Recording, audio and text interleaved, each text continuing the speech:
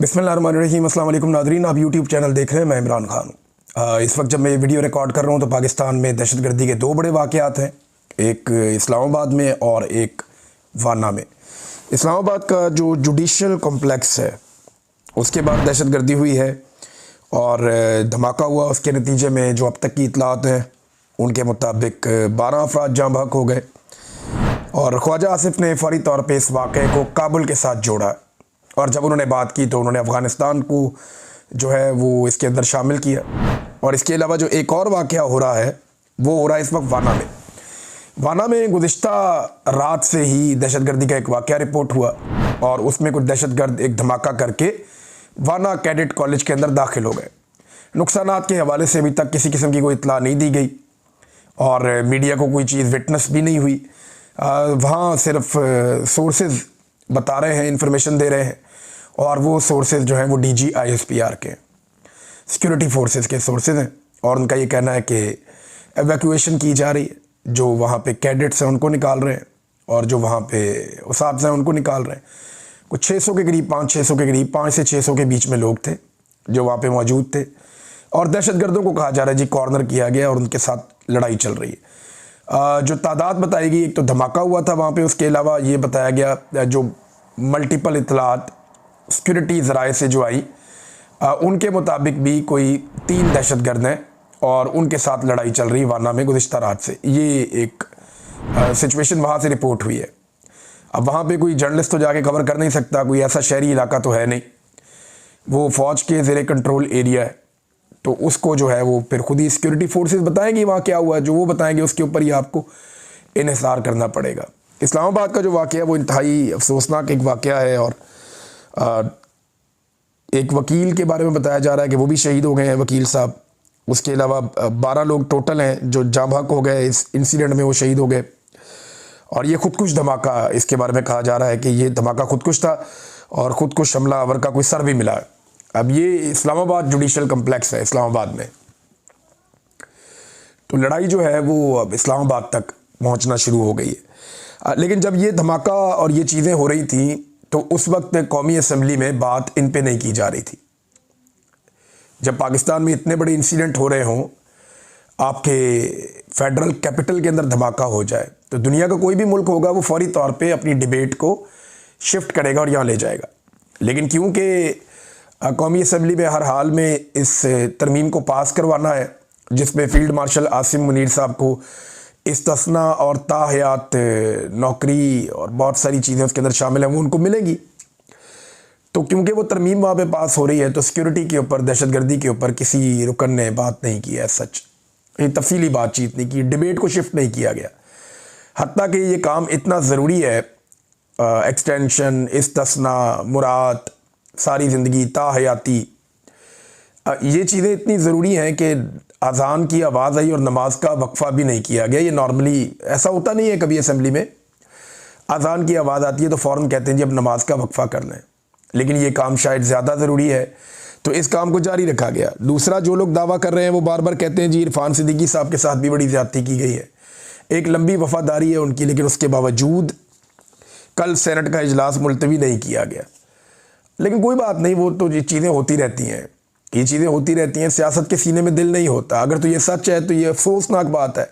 मैं उम्मीद करता हूँ और दुआ करता हूँ कि ये बात सच ना हो, क्योंकि ये जब जब याद आएगी पाकिस्तानियों को तो पाकिस्तानियों को तकलीफ़ ही होगी और तकलीफ़देह याददाश्तें हैं ज़्यादातर पाकिस्तानियों की। 2022 में नाज़रीन मुराद सईद ने और बहुत सारे और लोगों ने चिल्ला चिल्ला कर ये बताया था कि दहशतगर्दों को पाकिस्तान मत लाइए, लेकिन कुछ जर्नलों को इस बात का बड़ा शौक़ था, आर्मी चीफ को बड़ा शौक़ था, फिर PDM की सरकार भी इसीलिए बनाई गई, तो इन सब ने मिलकर दहशतगर्दों को पाकिस्तान के अंदर दाखिल किया। इमरान खान की हुकूमत को अप्रैल के दूसरे हफ्ते में गिराने के बाद जून, जुलाई और अगस्त में बड़ी तेज़ी से दहशतगर्दों को पाकिस्तान के अंदर लाया गया, उन्हें पाकिस्तान के अंदर लाकर सेटल किया गया। बहुत एहतजाज हुआ, अवाम ने बहुत शोर मचाया, लेकिन क्योंकि जर्नैलों की पॉलिसी थी वो ये करते रहे और अब पूरा पाकिस्तान भुगत रहा है। ये आग जो है वो सबके दरवाजे तक आएगी। मैंने कहा था अब आ रही है, मुराद सईद भी ये कह रहा था, बार बार कह रहा था, लेकिन उस वक्त किसी ने बात सुनी नहीं। या कोई सुनना नहीं चाह रहा था। मगर अब भी वक्त है उन जर्नैलों को और उन सारे किरदारों को कटहरे में लाया जाए जो इन दहशतगर्दों को बाई डिज़ाइन पाकिस्तान लेकर आए, और पाकिस्तान लाकर इनके लिए बॉर्डर नरम किए, इनको लेकर आए, इनको सहूलतकारी दी। ये यहाँ पे आपके जो खैबर पख्तूनख्वा के कई कबायली इलाके वहाँ दंदनाते फिरते थे, इनको बाई डिज़ाइन लाकर बसाया गया। और जिस वक्त निगरान हुकूमत चल रही थी उस वक्त बहुत बड़ी तादाद में ये लोग पहुँचे, क्योंकि तब पाकिस्तान तहरीक इंसाफ के ऊपर सारा फोकस था सिक्योरिटी फोर्सेस का, वो बेचारे सारे भागे हुए थे, तो दहशतगर्दों के लिए मौजें थी। उस दौर में 2023 में जब तक इलेक्शन नहीं हो रही, पूरा 2023 का साल जो है वो निगरान हुकूमत रही वहाँ पे खैबर पख्तूनख्वा में। तो उस पूरे साल के अंदर खैबर पख्तूनख्वा में दहशतगर्द जो है वो बड़ी तेज़ी से दाखिल किए गए, और 2024 में हमने उसको भुगतना शुरू कर दिया। और आज 2025 के इख्तिताम पे हम कहाँ खड़े हैं, इस्लामाबाद के अंदर एक धमाका हो गया, और वज़रा ये बता रहे हैं कि पाकिस्तान का कोई शहर भी महफूज नहीं है। तो जिन लोगों ने पाकिस्तान को इस आग में झोंका है उन लोगों को कटहरे में लाना बहुत ज़रूरी है, उनसे ज़रूर पूछा जाना चाहिए। दूसरी बात यह है कि अब क्योंकि धमाका इस्लामाबाद में हुआ है तो आप मीडिया के ऊपर कवरेज भी देखेंगे, खबरें भी देखेंगे। वाना कैडेट कॉलेज के ऊपर जो अटैक हुआ, बहुत सारी चीज़ें कवरेजेस देखेंगे। अब एक जंग का माहौल बनेगा हमारा अफ़गानिस्तान के साथ, और जंग के बाद दोबारा हम बैठेंगे, फिर हम बातचीत करेंगे और फिर किसी नतीजे पे पहुंचेंगे। तो नॉर्मली यही होता है कि जो हमारी तरह के मुल्क होते हैं ना, ये पहले जंगें लड़ते हैं आपस में, जंगें लड़ने के बाद अच्छी तरह एक दूसरे को मारते हैं, एक दूसरे का टिका के नुकसान करते हैं। उसके बाद जब काफ़ी नुकसान हो जाता है फिर बैठते हैं, बैठ के टेबल पे बात करते हैं, फिर तालिबान को भी समझ आ जाएगी और फिर पाकिस्तान को भी समझ आ जाएगी। पहले पाकिस्तानी जर्नैलों ने इनको लाकर पाकिस्तान के अंदर बसाया, डिटाई और बेशर्मी के साथ ये फार्मूला उन्होंने यहाँ पे लगाया। इसके ऊपर ब्रीफिंग देते रहे पार्लियामेंटेरियंस को कि हमने दहशतगर्दों को लेकर आना है। पहले इन्हें लाकर यहाँ पे बसाया और उसके बाद बेड़ा गर्क करवाया, और अब कह रहे हैं जी एक लड़ाई में लड़नी पड़ेगी। तो ठीक है, आपकी मर्जी है, लेकिन इस्लामाबाद में खून बहा है तो ये खून महंगा है। कबायली इलाकों में खून बहता है तो खबर भी नहीं चलती, टिकट भी नहीं चलता, लेकिन इस्लामाबाद में खून बहा है, बड़ी बड़ी खबरें बनेगी और बड़ा रोला बनेगा। इंडिया के साथ भी आपके हालात जो हैं वो ख़राब हो सकते हैं। अब उसकी वजह यह है कि वहाँ पे भी एक धमाका हुआ है। इंडिया में आपने बड़ी मशहूर एक इमारत का नाम सुना होगा, दिल्ली लाल किला। तो लाल किला के करीब, यानी वहाँ जहाँ धमाका हुआ वहाँ से लाल किला करीब है, बिल्कुल सामने। तो वहाँ पे एक कार बम धमाका हुआ है कल, और वो जो कार बम धमाका हुआ उसके अंदर इंडिया में 8 लोग वहाँ पे मारे गए और बहुत बड़ी तादाद में लोग ज़ख्मी हो गए। धमाके की शिद्दत बहुत ज़्यादा थी वहाँ पे, और वहाँ का जो मीडिया रिपोर्ट कर रहा है, वहाँ की जो गवर्नमेंट कह रही है, वो भी इसके ऊपर इन्वेस्टिगेशंस कर रहे हैं, और वो ये कह रहे हैं जी हम इन दहशतगर्दों के पीछे आएंगे। तो लाजमी बात है, जैसे पाकिस्तान हर चीज़ का इल्ज़ाम हम अफ़गानिस्तान पर डालते हैं क्योंकि वो हमसे कमज़ोर है, तो इंडिया भी हम उससे छोटा मुल्क है, वो इल्ज़ाम हम पे ही डालेगा और किस पे डालेगा।